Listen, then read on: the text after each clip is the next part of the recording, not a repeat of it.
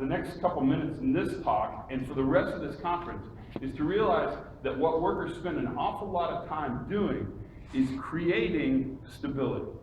And they create stability by sort of creating an opportunity to make things happen. So, I don't want to miss a chance to ask you guys a question because it's a really important question to ask.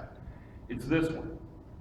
I just got called on an investigation just a couple weeks ago. Now, this is kind of a weird investigation because it was on the Gulf of Thailand.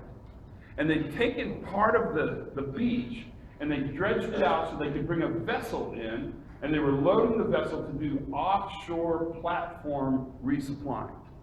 And so it was a temporary loading dock where they put a crane on a couple concrete platforms and they would load these super sacks. You guys all know what super sacks is? It's a pretty good crowd for super sacks. Normally I spend a lot of time explaining super sacks, but for goodness sakes, if you guys don't get them, I don't know who else would, right? Super easy to put on a crane, super easy to load. You load them 1, 3, 2, 4, you hook the loops on the hook, and they load these super sacks onto the vessel. And what happened is they dropped one. Last load of the day, instead of hooking the loops up 1, 3, 2, 4 and raising the crane hook, what happened is they took a piece of nylon rope, tied it around those loops on the super sack, and then tied the nylon rope to the crane hook. When they raised the load and they were swinging it over towards the vessel, they were swinging it through an exclusion area. So they had these nice stanchions with this red tape, and they had these big red X's on the beach. And when they were swinging the load across to the vessel, the load was heavy, the nylon rope wasn't able to hold the load, and both knots on both sides gave way, and the load dropped. Now here's my question. Is that a success or a failure?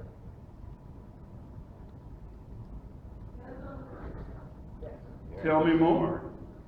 Was anybody under it? I'm saying this stuff out loud, right? Okay, good. I'm just checking, because you're all looking at me like, I wonder if there's more bacon back there. And the answer is there's always more bacon. Is it a success or a failure? They dropped the load. Yes. Right? Did the exclusion zone work? But it landed in the middle of the exclusion zone.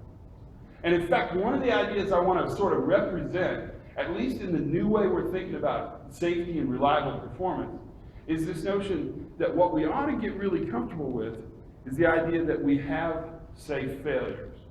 Now, unfortunately, when I went to this investigation, the first question I wanted to ask is, why would you tie a super sack with a piece of nylon line, right? Because that's a pretty good question. Because near as I can tell, they're actually making the job harder to do, not easier to do. And so for some reason, some compelling reason, those guys thought tying that super sack up was a good idea. But I couldn't ask them that question because they were fired. Now, I can tell you exactly how that organization saw that event.